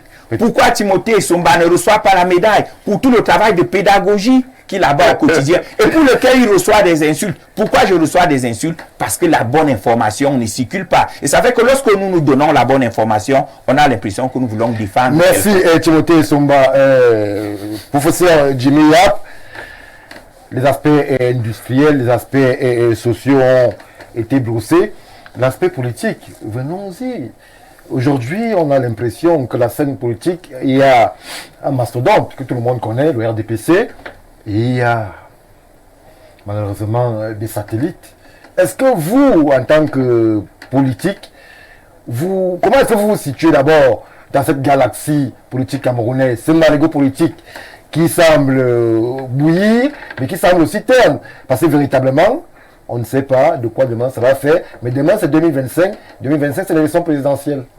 Oui, je suis un peu très mal à l'aise dans l'émission, tout simplement parce que je n'ai pas de réel répondant. C'est-à-dire, je suis le seul chef de parti ici. Et quand je veux m'exprimer par rapport au bilan du RDPC, je n'ai pas de répondant à chacun. Parce que j'ai quand même, parce que c'est ça l'émission, donc il faut le bilan du renouveau, donc je vais un peu évoluer, et même dans la sphère. Ça devrait être un avantage, prof. Non, c'est pas un avantage parce que sans répondant, vous pouvez donc dire votre offre politique. Non, justement, parce que vous ne permettez pas de le faire. Et maintenant, même dans la sphère de l'enseignement, quand j'entends ce genre de... Excuse-moi, mon frère, mais ce sont des inepties parce que je suis enseignant à l'international. Quand tu cites n'importe quoi comme étant un classement d'université, s'il te plaît, faut me faire rire. Ça me rabaisse complètement dans ce plateau de venir, tu sais, je sais pas si c'est US, je sais pas quoi, dans le classement des universités. Ça peut être un institut crédible qui fait un sondage. Ce n'est pas un institut crédible. Maintenant, je peux te dire que ce n'est même pas un institut crédible. Je vais parler de la cause des enseignants. C'est ça le problème. Non, je suis à la sphère politique. Est-ce que tu sais que l'enseignant de l'université camerounaise est le plus mal payé de l'Afrique centrale? Ce n'est pas une nouveauté, on le sait. Non, il faut le dire. Non, on ne le sait pas. Tu ne le sais pas. Maintenant, je vais te montrer quand j'étais au Bénin, là, comme je l'ai dit au départ, j'ai causé avec mon collègue qui est doyen de l'université de Parakou, doyen de la faculté de droit. Je t'ai dit que le CC, du moins l'assistant, a 650 000 francs. Oui. Et on parle du Bénin. On parle du Bénin. On parle que du Bénin, un tout petit pays. Maintenant, en Côte d'Ivoire, c'est presque pareil. Au Gabon, c'est presque pareil. Quand mon frère d'à côté vient me dire que le Cameroun peut être parmi les meilleures universités en Afrique subsaharienne, vraiment, le Cameroun est un village. Il n'y a que des inepties comme ici au Cameroun qu'on peut comprendre comme ça. Parce qu'il ne comprend même pas comment est-ce qu'on classe des universités. Même le salaire des enseignants est pris en compte. Si nous prenons seulement l'Afrique centrale ou alors l'Afrique de l'Ouest, on ne parle pas de l'Afrique subsaharienne. C'est ce qu'on appelle l'Afrique subsaharienne. L'Afrique subsaharienne, c'est l'Afrique anglaise aussi. Les meilleures universités sont en Afrique du Sud. Les meilleures universités sont au Nigeria. Et qu'ils viennent parler de l'université de Yaoundé qui paye un chargé de cours à 340. C'est pas l'université qui paye, c'est l'État du Cameroun. Le reste relève de l'équation personnelle du manager. Il n'a rien compris. Voilà. Bon, c'est pas un débat sur les universités et le positionnement. Aucun institut crédible pour son classement. Il n'a cité aucun débat sur les universités. Les universités. Quelle est l'université du Nigeria qu'il a citée? Aucune. Nous savons tous, sans porter atteinte au Nigeria, que le Nigeria est le berceau des universités où on distille la tricherie. Nous connaissons. S'il vous plaît, Voilà. Diplomatique. On ne va pas venir ici sur le plateau. Moi, je dis ceci, Stéphane. Depuis le début de l'émission, je fais un effort de courtoisie avec M. Jimmy Yap. Mais si M. Jimmy Yap, qui manque visiblement de quotient social et de quotient émotionnel, si M. Jimmy Yap s'obstine à me provoquer sur le plateau, mais allons-y, il dit qu'il n'y a pas du répondant. Mais moi, j'ai du répondant. Et j'ai aussi du répondant dans la sauvagerie. Non, vous ne pouvez pas laisser M. Jimmy Yap dire sur le plateau quel panéliste que vous avez dit des inepties. Mais M. Jimmy Yap, vous êtes secrétaire général d'un parti politique. Oui. Lorsque le militant du RDPC, selon vos propos, a fui. Mais ceci nous laisse un boulevard. Déroulez votre offre politique. C'est compris. Est-ce que le professeur Jimmy Yap connaît le dernier classement CAMES? Qui sont majors concours d'agrégation CAMES? Ce sont les Camerounais. On ne le dit pas. S'il vous plaît. On ne le dit pas. On ne va pas la semaine passée. On sort de l'émission. C'est bien. J'ai valorisé un enseignant d'université camerounais qui a reçu le grade de grand officier des palmes académiques CAMES, le professeur René Joly. Qui vient d'être, s'il vous plaît, c'est bon. Il a parlé. Qui vient d'être mandaté par l'Union européenne et le gouvernement centrafricain pour gérer le processus de numérisation de leur université. Si des pays frères viennent chercher l'élite camerounaise pour numériser leur université, comment on peut venir sur un plateau manquer de respect à l'université, à l'intelligence camerounaise? Il peut enseigner en Angleterre aujourd'hui. Il est le produit de quelle université? Il est le produit de l'université d'Asie de l'Est. C'est ici qu'il a fait les études. C'est pas en Asie de l'Est. Professeur Jimmy Yap, moi je vous invite à la courtoisie. Moi je vous respecte lorsque je prends la parole. Mais si vous continuez à vouloir me manquer de respect, je vais vous montrer que moi je suis né en Kondongo. On va descendre dans la gazette. S'il vous plaît. Ça dans les mauvais jours. C'est moi qui donne la parole. Je reprends ma parole. Je reprends ma parole. C'est la deuxième. Je reprends ma parole. Son débat, c'est sur moi. Je reprends ma parole. Arrêtez, vous ne me connaissez pas. S'il vous plaît. Parlez de votre offre politique, mais ne parlez pas de On a compris. C'est pas un débat sur les universités camerounaises comparativement à celle d'Afrique subsaharienne. Nous avons des axes sur lesquels nous questionnons le septennat des grandes opportunités. Ne sortons pas, il nous restera même très peu de temps pour justement vous donner la parole sur les aspects politiques sur lesquels moi je souhaitais votre avis quant au marigot, à la cartographie politique du Cameroun. Voilà.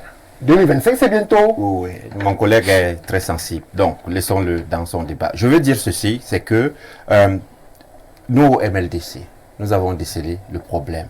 Le problème, c'est que la jeunesse s'est détournée de la chose politique.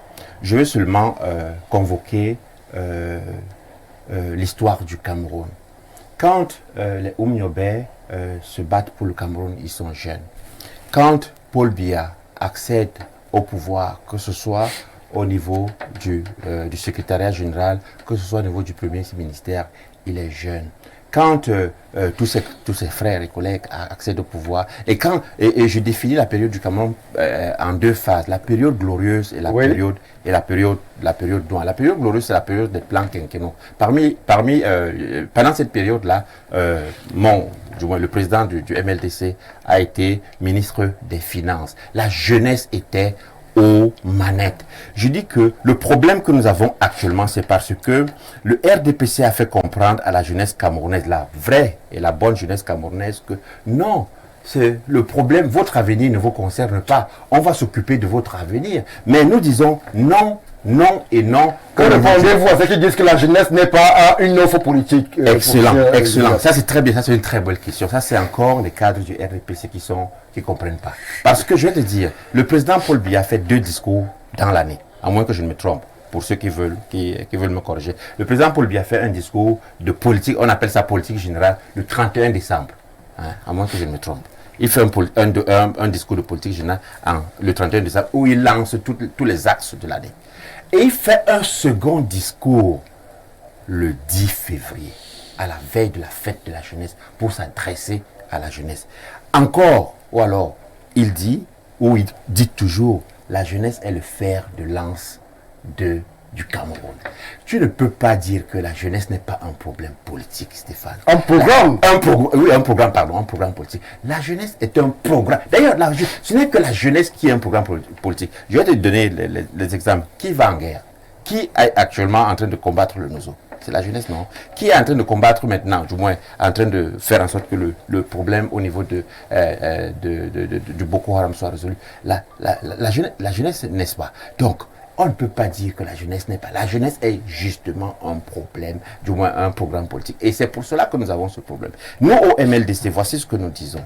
Ayant identifié que ce n'est qu'à la base, parce que nous parlons du développement. Parce que moi, j'ai situé le débat au niveau du développement. J'ai dit, au niveau des 4 pôles de développement que j'ai définis, développement économique, développement politique, développement social, développement culturel, le RDPC a échoué parce que le bilan est négatif. Il faut le dire. Passons dessus. Et pour que nous revenions à la base et nous développons la base, parce que ce sont les communes qui développent le pays. Ce n'est pas, c'est par là-bas. Parce que quand, je vais convoquer ici 2 exemples, si tu me permets. Je convoque d'abord les poubelles, comme nous sommes en train de dire. Ça impacte la vie de la population. Tout ce qu'on a dit là ne sert à rien. Quand notre santé est menacée, oui. Quand le paludisme augmente, quand le choléra est continu, quand le carrefour, c'est-à-dire que les populations ne peuvent pas vivre dans un espace protégé et un espace sain. Je dis que qui doit s'occuper? Je dis, allons sur ces femmes. Qui doit enlever ces poubelles? Est-ce que ce n'est pas le maire qui doit enlever ces poubelles? Cela a été convenu sur le plateau. Ok, une minute, laisse-moi continuer. Donc, si le maire n'arrive pas à enlever ces ordures, cela veut dire que soit c'est un maire incompétent, soit c'est un maire mauvais. Parce qu'il y a des gens mauvais, ça veut dire qu'il connaît, il doit enlever, mais il a détourné le fonds au profit de sa famille. Voilà le problème. Et la chaîne continue. Et je dis donc que le RDPC a formé non seulement des mauvais maires, mais a formé aussi des mauvais députés. Malgré cela, malgré le fait que les députés constatent que les maires ne travaillent pas bien, parce que la plupart des communes au Cameroun sont pareilles, constatent que les maires ne travaillent pas bien, ont quand même l'exploit de proroger le mandat d'1 an et demi. Donc proroger la souffrance des populations. Pour rentrer maintenant dans un autre exemple, je vais parler ici d'un village qu'on appelle Ngompem, qui est dans la commune de Pouma, où la mairie, l'exécutif de la mairie a confié la confection ou la réfection d'un pont à une société privée. La société est arrivée, a d'abord détruit l'œuvre qui était là, l'œuvre publique qui est là, depuis 4 ans, Stéphane. Depuis 4 ans que le village est coupé en deux. Ngompem Nord est coupé de Ngompem Sud. Qui peut faire ça? Qui peut faire ça? Soit c'est une personne incompétente, soit c'est une personne mauvaise. Mais ce sont les mêmes maires, le même maire ou la même maire avec tout son exécutif que les députés RDPC ont reconduit pour 1 an et quelques mois, prolongeant la souffrance des populations. Tout ce qu'on est en train de dire là, ce n'est pas nécessaire quand on ne rentre pas dans la souffrance quotidienne des populations. On ne peut pas passer ici. On ne peut pas passer parce que on a un embouteillage de 2, de 4, 5 km parce qu'il y a un seul trou sur une chaussée. Le trou à travers lequel le maire aussi passe, véritablement. Et nous, au MLDC, pour vous dire ce que nous allons faire ce qu'on appelle le maillage des communes. C'est-à-dire que, et on a 2 offres au niveau du MLDC. Parce que, puisqu'on parle, moi je dis, on dépasse, le RDPC est dépassé. Ils comprennent plus comment développer. Le RDPC n'est pas sur le plateau. Oui, le renouveau, s'ils avaient été là, il y aurait eu contradiction. Moi, je m'adresse pour la personne qu'ils sont dépassés alors qu'ils ne sont pas sur le plateau. Ils sont dépassés parce que le RDPC n'est pas sur le plateau. Mais Stéphane, tu as dit le renouveau. C'est ça, le bilan du renouveau. Que je dise quoi alors? Bon, moi je ne dis plus rien. Mais puis je dis que je ne dois plus parler du RDPC. Le renouveau c'est 82, le RDPC c'est 85. Qu'est-ce que il faut dire? Il faut appeler le synthétisme. Sinon, c'est un synthétisme spécieux. Le RDPC n'est pas porteur du renouveau. Le renouveau est porté par un individu. Merci, merci. Toujours une sémantique qui ne sert à rien. Qu'est-ce que la ménagère comprend là? Je suis en train de parler Mais vous êtes dans les redites pro. Les téléspectateurs veulent écouter la science professorale. Mais ils écoutent radoter sur le panier de la ménagère. Et là, ça pose un problème. Est-ce que vous êtes réellement professeur? Ou bien vous êtes un professeur comme certains sac à dos? Parce que vous parlez comme un professeur. Développez la science d'un professeur. S'il vous plaît, Somba. Je pense qu'on est dirigé par des professeurs d'Afrique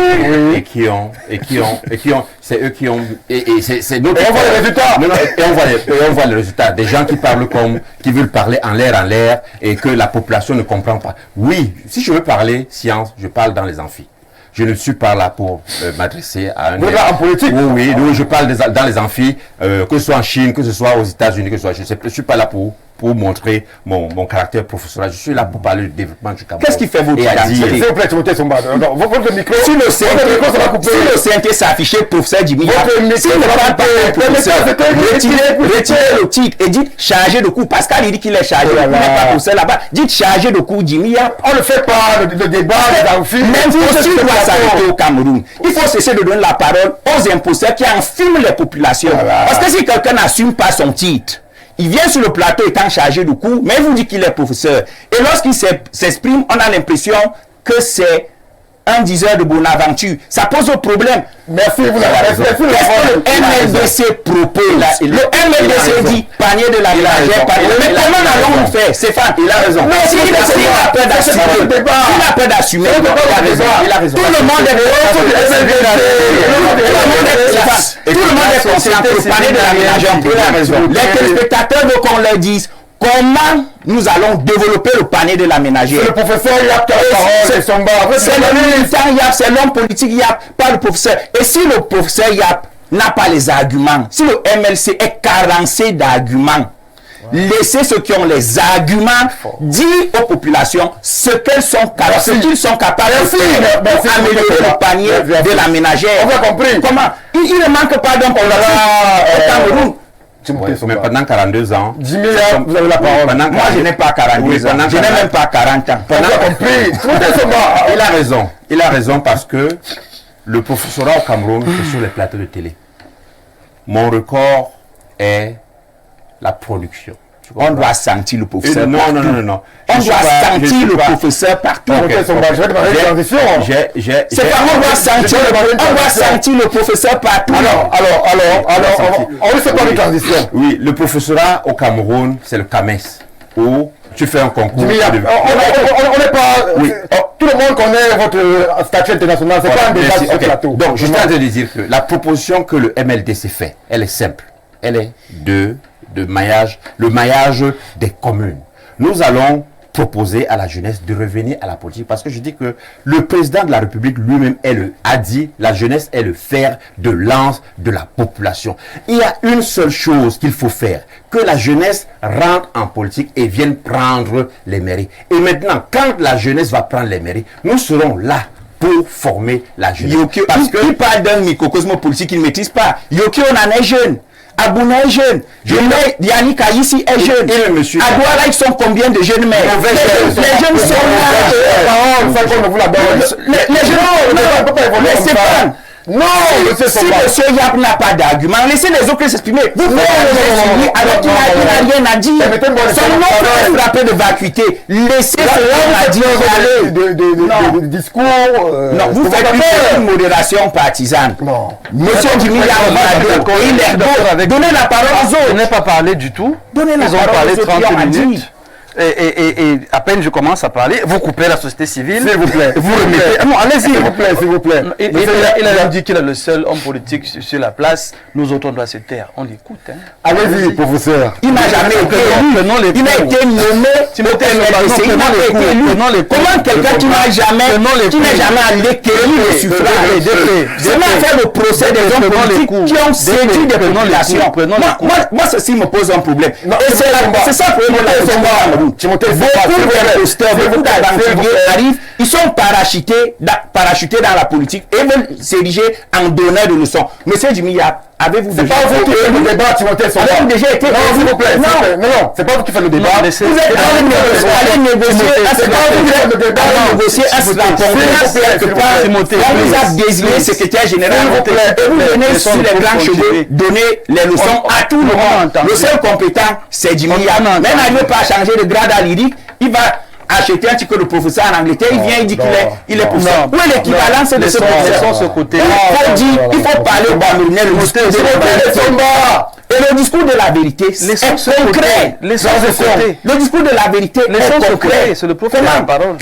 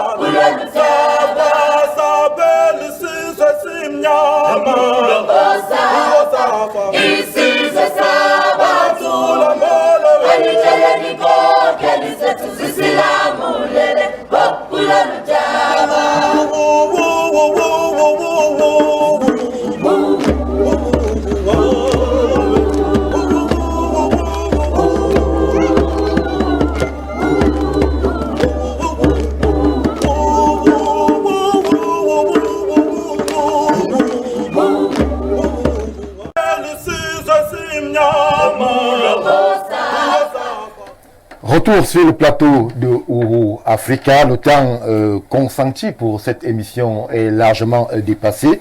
Je vais juste permettre de dire le mot de fin. C'est vrai que on est beaucoup de sorties de pistes. On n'a pas été en capacité de dire ce qu'il fallait dire. Jean-Moïse Mbo. Oui, moi je pense que dans un plateau comme celui-ci, un plateau aussi sérieux, il faut tout faire pour se respecter. Il faut éviter les invectives et puis surtout éduquer les populations. Moi, mes préoccupations vont aller dans quelques sens qui pourraient aider les gouvernants à mieux faire pour les populations. Le cas de l'éducation doit être fortement revu entre les acteurs apprenants et les enseignants. Le cas de la PME qui a besoin de financement doit être vu, pris avec beaucoup d'attention. Et naturellement, les champions nationaux qu'on peut développer pour la ZLECAf en termes d'entreprises moyennes et grandes, c'est là qu'il faut commencer à travailler. Je pense qu'on peut faire un bilan, comme Paul Stéphane a dit, le verre à moitié vide ou à moitié plein selon. En diplomatie, on voit quand même ce que le chef de l'État fait à l'extérieur. On a une diplomatie qui est plus ou moins excellente. Au niveau même de la sécurité, on voit ce qui est fait en termes de sécurité pour le pays. Donc au niveau des bons points, on peut mettre ces points-là. Au niveau des mauvais points, puisque c'est ma dernière prise de parole, il faut parler ici, et j'insiste là-dessus. Le jour où ça va être compris, les gens se porteront mieux. La communication est essentielle. Dans un pays en construction comme le Cameroun, la démocratie est en construction. Qu'est-ce qu'on y met? Qu'est-ce qu'on dit? Qu'est-ce que les gouvernants disent? Le travail des exécutifs est en construction. Qu'est-ce qu'on dit? tant que les gouvernants ne parlent pas, tant que les responsables ne parlent pas, ça va laisser libre cours à la spéculation et les populations qui sont censées quand même être orientées, dirigées, conduites vont être perdues dans tout ce qui est dit, tout ce qui est fait. Ce pays est formidable, ce pays est excellent, on a de bons dirigeants, on a de mauvais dirigeants, seulement on peut mieux faire et pour mieux faire, il faut qu'on se parle, qu'on se donne des objectifs et qu'on évolue ensemble. Merci Jean-Moïse Mbok. Paul-Stéphane Menunga, rapidement, en 1 minute. Non, je veux simplement dire que beaucoup de choses restent à faire pour le renouveau. Et en réalité, je pense que on a besoin d'un renouvellement de la classe politique. Ça veut dire que ce soit Paul Biya qui continue en 2025 ou pas, le Cameroun a besoin d'un renouvellement profond de sa classe politique parce que... Vous aussi, vous misez sur la jeunesse? Pas forcément. Pas forcément, parce qu'il faut aussi essayer d'arrêter de faire penser aux gens que la jeunesse serait un synonyme de compétence. Tout comme la vieillesse n'est pas un synonyme de compétence. Oui.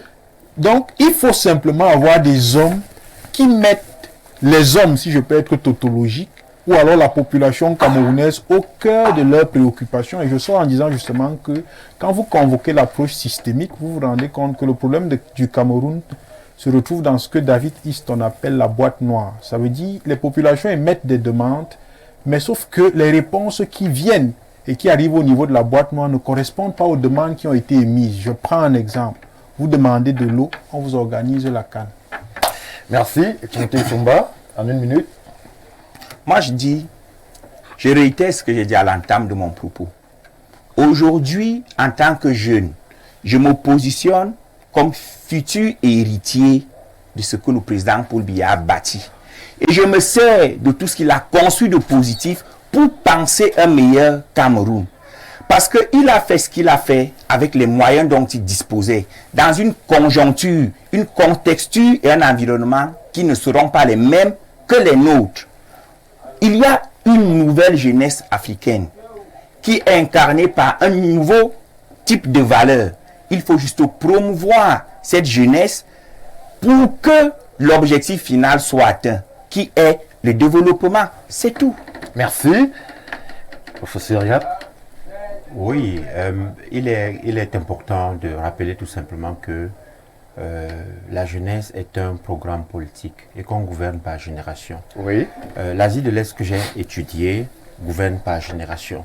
La Chine gouverne par génération. Une génération doit passer la main à l'autre. Quand j'entends la jeunesse sur le plateau dire que c'est pas un problème de compétence, c'est un problème que il y a des problèmes économiques ou alors des problèmes contemporains qui sont maîtrisés tout simplement par cette même génération. Et nous, MLDC, nous disons que la jeunesse fasse comme la jeunesse des années 70, qu'elle revienne à la politique. Parce qu'il n'y a que la jeunesse qui peut résoudre ses propres problèmes.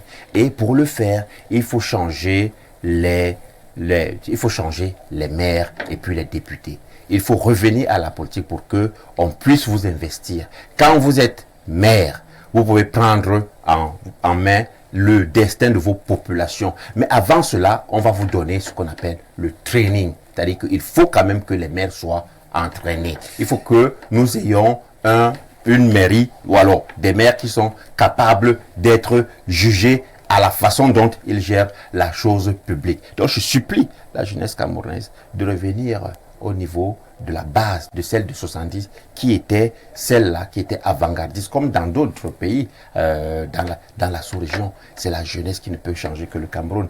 La population vieillissante qui est actuellement et qui nous gouverne a fait ses preuves. Et c'est pour cela que nous sommes dans le sous-développement. Il faut à tout prix, maintenant que chacun prenne ses responsabilités, que toi tu prennes tes responsabilités, que toi tu prennes tes responsabilités, que toi tu prennes tes responsabilités, et tu ne mettes pas ça sur la tête de quelqu'un d'autre. Merci Jimmy Yap, c'est par vos mots que nous allons mettre un terme à cette édition de Ouru Africa, le programme panafricain, chaque lundi lorsqu'il est 21h sur Info TV. Tout à vous remerciant d'avoir abondamment réagi, d'avoir abondamment contribué, comme le souhaitait Jean-Moïse Mbok sur le plateau. Nous vous disons merci d'avoir donc contribué et nous donnons rendez-vous lundi prochain lorsqu'il sera 21h à Yaoundé au Cameroun. Bien au bonsoir. Moi, je m'en fous de vous. Isi